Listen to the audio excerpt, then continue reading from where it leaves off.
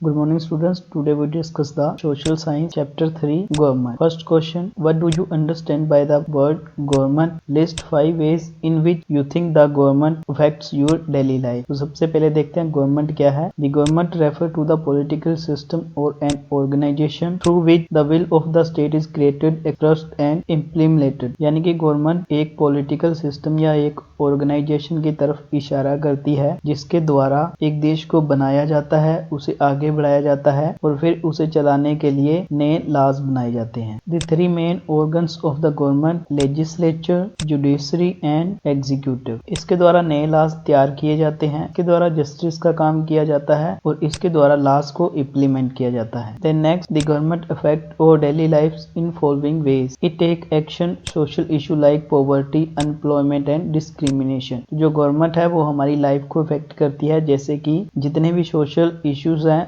Like poverty, unemployment, discrimination के ऊपर government action लेती है. Second, it maintains armed force and protect the boundary of state. यानी कि ये हमारे देश का रखरखाव करती है, हमारे देश का बचाव करती है. Then it take decision on providing basic infrastructure facility including postal system and road etcetera. जो गवर्नमेंट है वो पीपल्स को जो बेसिक उनकी नीड है उसे पूरा करती है. Then next, it build school, health centres, hospital, dispensaries. It organise free medical checkup for the needy and poor people. यानी कि जो गवर्नमेंट है वो जितनी भी हमारी हेल्थ से जुड़ी सुविधाएं हैं उन्हें प्रदान करती है. देन जो पुअर्स पीपल हैं उनके लिए फ्री में ये सुविधाएं प्रदान की जाती है. It makes law for the benefits of the people and implement them. जो गवर्नमेंट है वो लॉ बनाती है, देन उन्हें इम्प्लीमेंट करती है जो कि सिटीजन के फेवर में होते हैं. Then next question, why do you think the government needs to make rule for everyone in the forms of law. यानी कि जो गवर्नमेंट है उसे रूल बनाना क्यों जरूरी है सबके लिए. See the answer, law is essential in the society and it's help the regulate the behaviour of the people. The government needs to make rules for everyone in the form of law because by doing so people can obey rules and thus the nation has a whole lead secure life.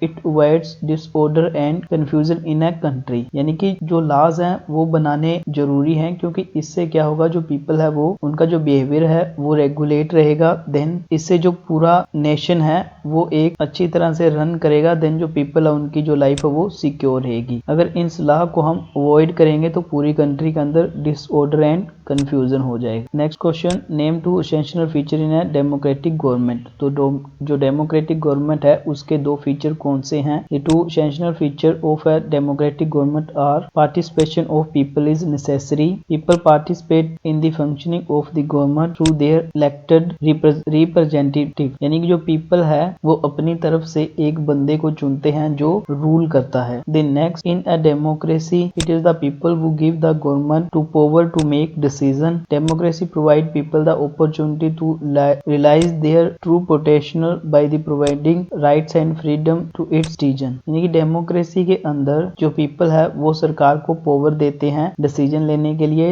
Then जो सरकार ने decision ली है वो उसके ऊपर criticise कर. सीधा next question, what was the suffrage movement, what did it accomplish. यानी कि सफरेज मूवमेंट क्या था और इससे क्या हुआ. Suffrage movement means right to the vote और franchise. This movement organized by the British women in early 20th century to win a political right and for the participation in government. During the First World War, the struggle for the right to the vote got strengthened. This struggle comes to be now as the suffrage movement. यानी कि ये एक ऐसा movement था जो कि 20th century के अंदर जो ब्रिटिश वुमेन थी उन्होंने किया कि हमें वोट का अधिकार मिलना चाहिए. देन जो गवर्नमेंट है उसके अंदर हमारी भी पार्टिसिपेशन होनी चाहिए. और फर्स्ट वर्ल्ड वार के टाइम ये स्ट्रगल काफी पीक पर चला गया. देन जो वुमेन थी, British women organised protest movement against the government policy not allowing them to vote. The participation now is the suffragist even employment violent method and they claim themselves in railing in public places and meeting. Finally in 1928 British women won the right to the vote on equal terms with men. In America women were given right to vote in 1920. तो इस तरह से जो लोग थे उन्होंने protest किया against the government.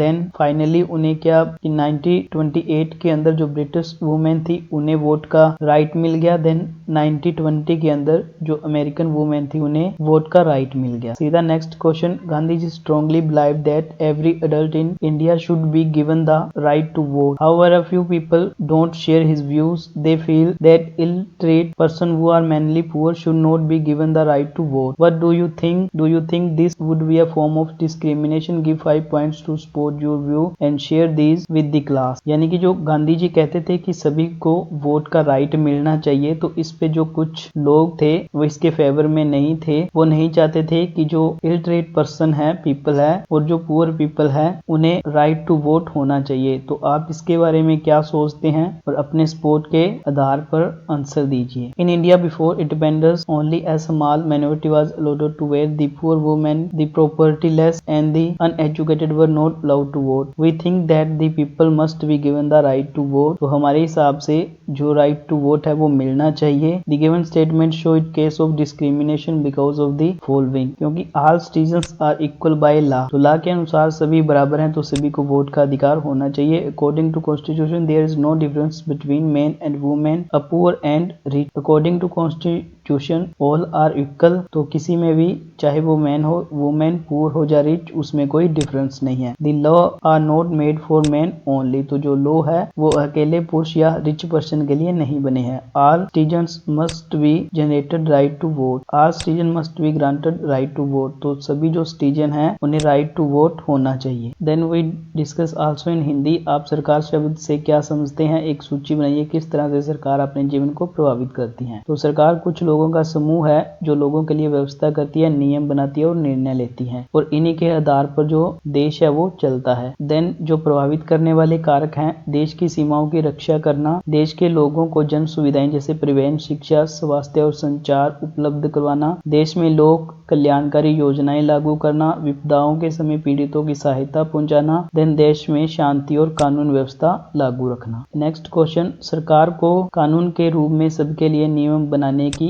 क्या जरूरत है? यानी कि जो गवर्नमेंट है उसे लॉ बनाने की जरूरत क्यों है? सरकार को कानून के रूप में सबके लिए नियम बनाने की जरूरत इसलिए क्योंकि देश में सभी लोग इकट्ठे रहते हैं और काम करते हैं, तो सबके लिए एक व्यवस्था की आवश्यकता होती है जिससे आवश्यक निर्णय लिया जा सके। देश के संसाधनों पर निरंतर रखने के लिए भी सरकार कुछ नियम बनाती है, और देश में शांति व्यवस्था बनाए रखने के लिए भी सरकार कुछ नियम बनाती है। तो नियम इसलिए बनाए जाते हैं ताकि देश का शासन सुचारू रूप से चल सके। देन नेक्स्ट, लोकतांत्रिक सरकार के दो आवश्यक लक्षण। तो लोकतांत्रिक सरकार का चुनाव देश के सभी वयस्क नागरिकों द्वारा किया जाता है, यानी कि जिनकी उम्र 18 साल से ऊपर है। लोकतांत्रिक सरकार को अपने निर्णयों पर उठाए गए कदमों का आधार बताना होता है और सफाई देनी होती है, यानी गवर्नमेंट जो भी काम करती है उसका उन्हें ब्यौरा जितने भी सिटीजन है देश के उन्हें देना पड़ता है। देन नेक्स्ट, महिला मताधिकार आंदोलन क्या है? जो कि हमने पीछे पढ़ा था कि यह एक आंदोलन था जिसमें जो वुमेन्स थी उन्होंने प्रोटेस्ट किया था अगेंस्ट टू गवर्नमेंट कि उन्हें वोट का अधिकार मिलना चाहिए। देन 1920 और 1928 के अंदर इंग्लैंड और जो अमेरिका की वुमेन्स थी उन्हें राइट टू वोट मिल गया था। देन नेक्स्ट, गांधी जी ये सोचते थे कि सभी को वोट का अधिकार मिलना चाहिए, लेकिन कुछ इसके पक्ष में नहीं थे। तो हमारा विचार क्या है? देन इसके सपोर्ट में हमें आंसर देना है। तो